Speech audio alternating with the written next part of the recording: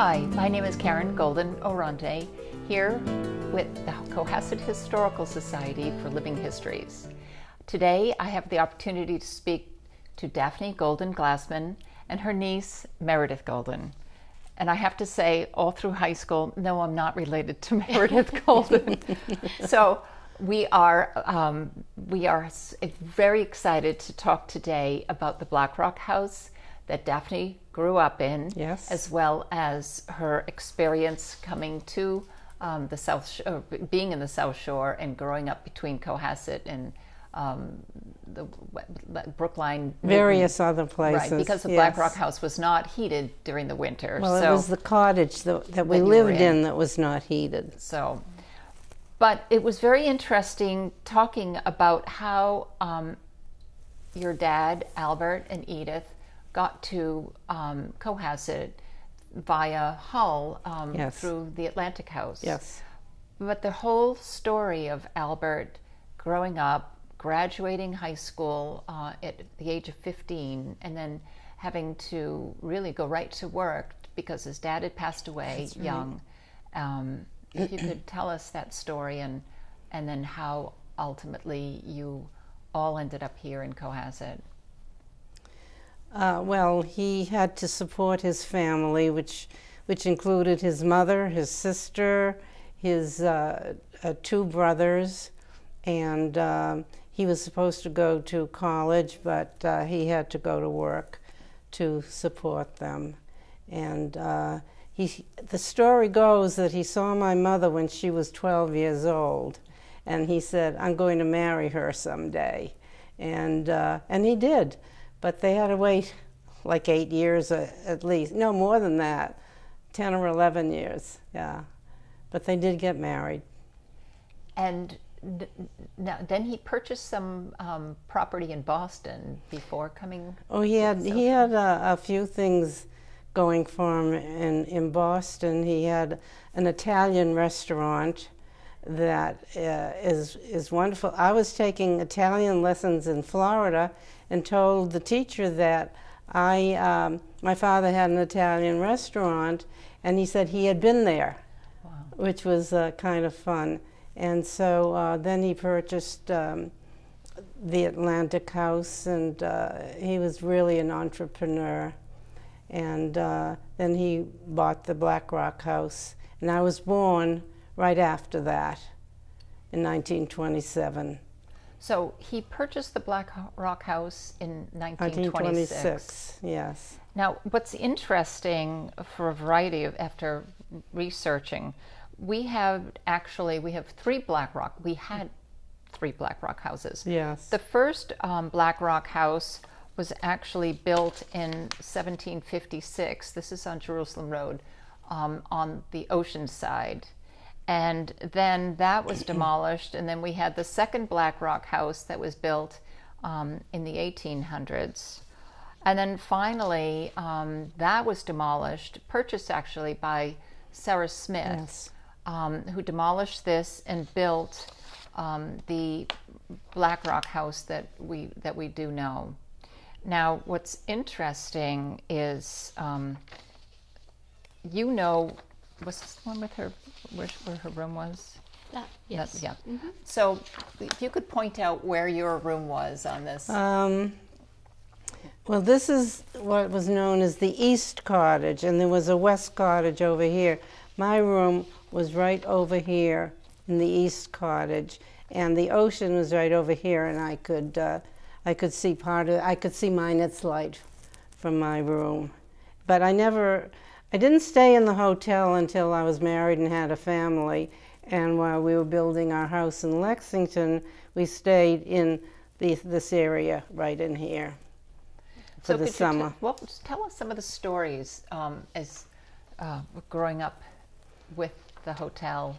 You were employed there. Well, during the war, 1941, we couldn't get help, and so I was it. I was in the office. I ran the switchboard, took the reservations, made out the bills. I did everything. I was the only one in the area, because my father had to go in every day to the Italian restaurant and do the shopping in Haymarket Square and bring back food to the restaurant and then to the hotel. And so I was it. And I had time to go into the billiards room and practice my pool. And I used to play with all the gentlemen, the retired gentlemen, and I did beat them sometimes. Well, you brought today, Meredith, if you could just point out some of the fun things about this menu that from the restaurant when it was open. Karen, this is a copy of one of the original menus from the Black Rock House, and as you can see here, you could get a complete lobster, steak, or chicken dinner for $1.50. And this would include your choice of a variety of appetizers, including fresh shrimp cocktail and little neck cocktail, as well as soup du jour or clam broth. And then you could get Duxbury steamed clams as one of your choices. And then for dinner, you have the variety of different types of lobsters, as well as then your salad and your dessert and refreshments at the end. And for 50 cents more, you could have a wine sauce here. And of course, you could also order some of your favorite beverages from the Windsor room at the Black Rock House. And if you look here, I think everyone would be somewhat envious of the prices and interested in some of the drinks. There was the Golden Fizz, which I don't know what was in it, but it was 45 cents back then, or a whiskey sour for 45 cents, or a more expensive would be the Cohasset cooler for 55 cents, and a variety of whiskeys, rums, cognacs, cocktails, champagnes. I have to say that my grandfather and his oldest son, William Golden, actually had a lot of connections over in Europe with wineries and with different establishments, and they had direct connections on whiskeys over there as well. And they were a distributor for some of these in the Boston area, and no one else could get these very high Scotch whiskey. So it was an interesting. They had kind of covered the whole gamut from the food to the drinks, etc. It's fun. It's also fun reading the names of the drinks. I always found that entertaining, even as a kid. The back. Speaking of drinks, my father, they were very famous in the ship's bar for their Tom Collins, and it was a secret ingredient or syrup that my father invented, and he used to make it in the kitchen of our house. And he was making it one time, and my husband walked into the kitchen, and my father went like this. You can't see what's inside it. And I asked him, please leave it in your will, and he didn't. Yeah. He also didn't leave the recipe for his very famous Italian spaghetti sauce. The marinara sauce. Which he used to serve in was fabulous. The Old Venice in Boston. I know. He was fluent in Italian as well, wow. So he was right beside the cooks. My husband also witnessed an argument between my father and the chef, who was Italian, all in Italian. And finally, the chef was disgusted. He threw down his apron and he left.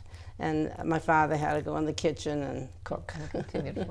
And this, just to show everybody, this is a wonderful picture of Albert and Edith.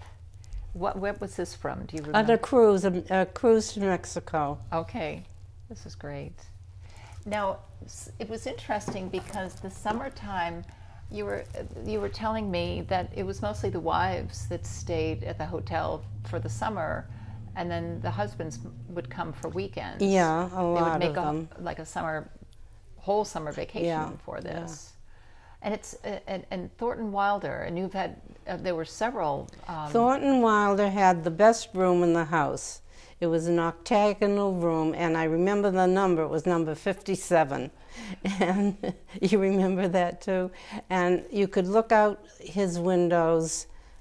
It was windows all around, from Minus light over here to the Boston light over here. And he would, he wrote a lot. I think he even wrote part of our town there. And but he'd always look up and watch the ocean and its movements. Yeah, it was nice. He remembered that because I was working a reunion at Yale. He went to Yale, and I introduced myself, and he remembered his summers in Cohasset at the Black Rock House. Oh, I didn't know that. He must have been in his late 80s, early. Oh, wow. At that point, he seemed old to me at the time. Yeah, Sure. and George G. Nathan also stayed there. He was supposed to stay for a weekend, and he stayed for several weeks. He liked it, I guess. There is another photograph here that we'd like to show of your parents with Dr. Jocelyn. Elliot Jocelyn? Elliot Jocelyn. Yes. Yeah, you're right. Elliot Jocelyn was 50th wedding anniversary. He was the physician for Albert, but also, I believe, a close friend in some ways. And he was the first physician in the U.S. to specialize in diabetes. And my grandfather was one of the first patients of his. And Dr. Jocelyn believed that there should be a three-pronged approach to diabetes, and that included the insulin, but also exercise and diet. And that was quite revolutionary at the time, and it set the stage for treating diabetes across the country and the world. Today, Still, right?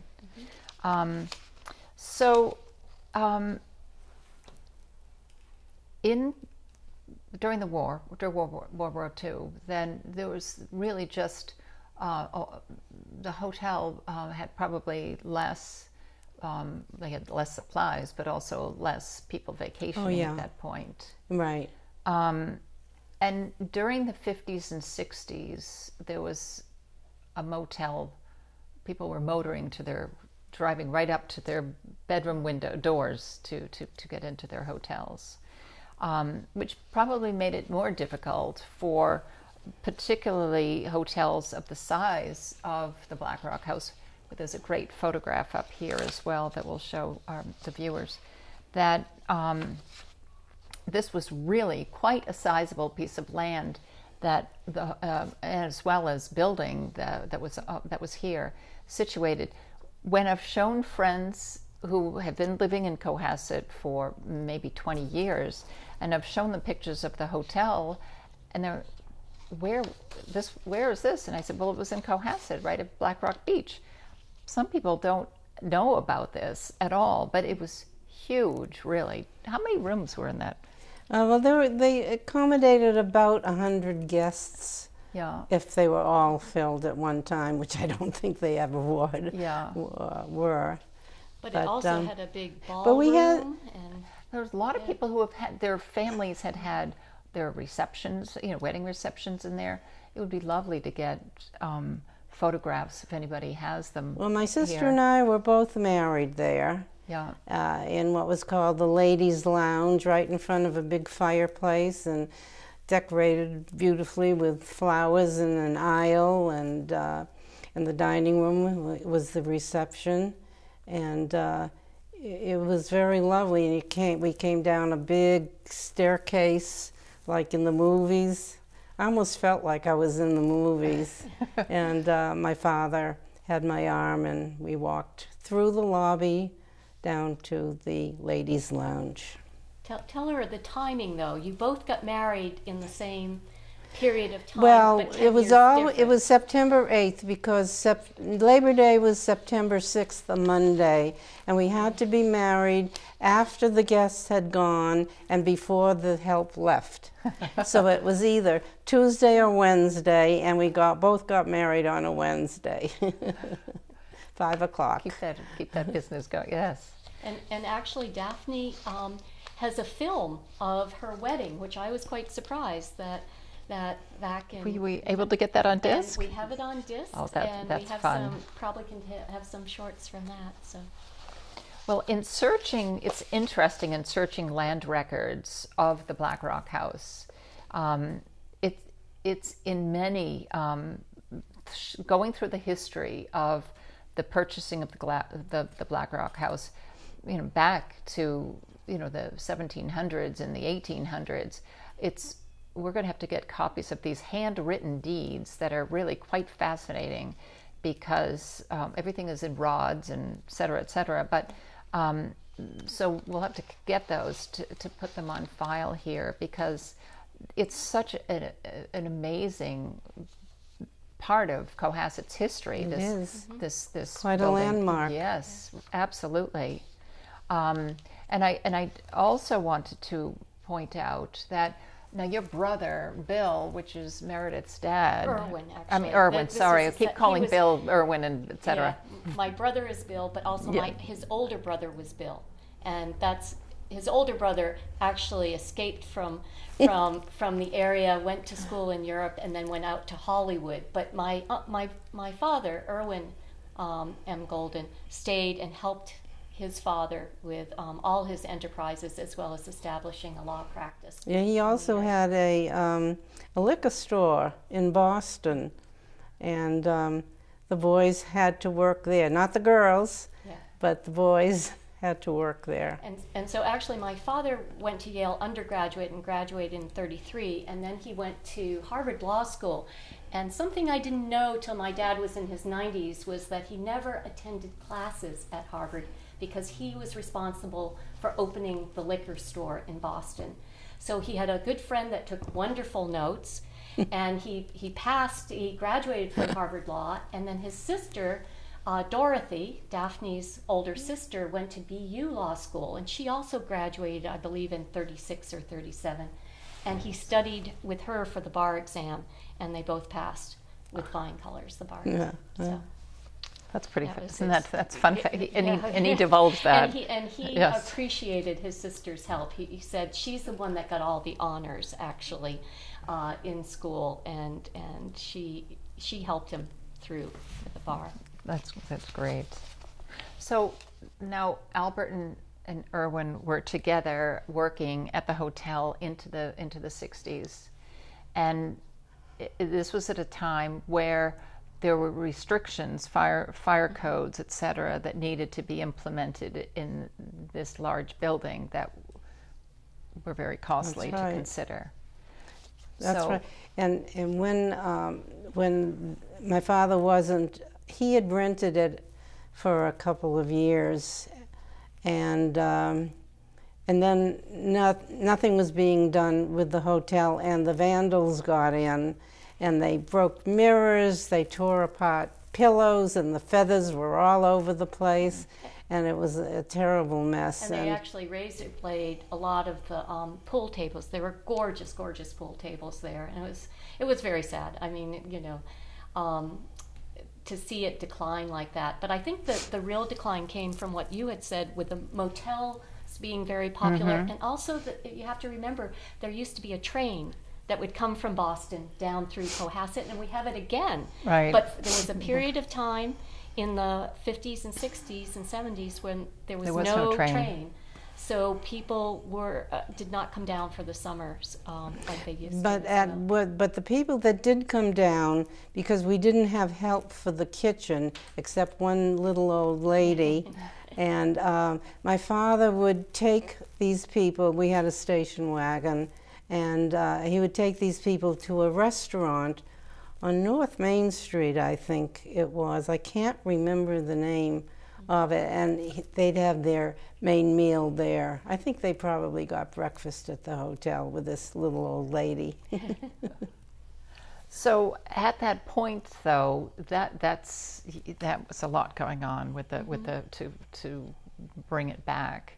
So that's when it was decided to try to sell the hotel. Right. And my grandfather was in his 80s by then, and my father was very busy with his own practice and his enterprises. So I believe it was in the mid to late 60s that they decided that it would be just too expensive to try to renovate the hotel, and given the demand for hotels had pretty much disappeared at that point. So that's when the decision came to sell.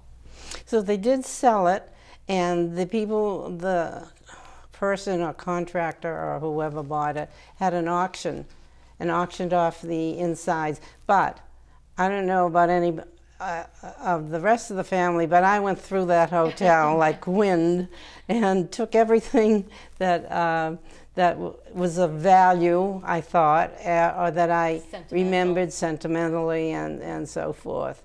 And then it went.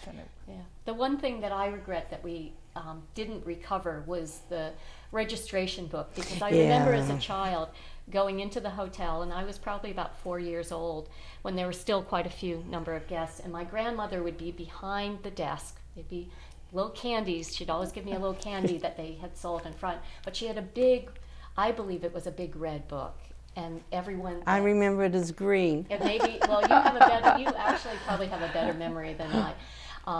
And everyone would sign in, and there were so many fabulous people throughout its history. That's that right. had That's signed in. right. It would have been wonderful. Peggy Wood, Jane Cowell, Celeste Holm. I remember talking to Celeste Holm on the big porch near the driveway. Nice lady, and many of the old-timey screen actresses and actors. And part of that might have been due to the fact that my grandmother's uncle, Hiram Abrams, Hiram Abrams, actually founded United Artists in California. And he had a number of actor friends. I have a photo at home of him with Mary Pickford and with Douglas Fairbanks. That's right. And so I think there was that connection. The word got out that this was a nice place. Recommended place to go to. So when the building was, ultimately it was torn down, the land was sold actually, and they did try to build an apartment complex there. And which had nothing actually to do with our nothing family to do. at that point. So the land is, this whole section of North Cohasset, as it says in all the deeds, has really gone through a lot of changes.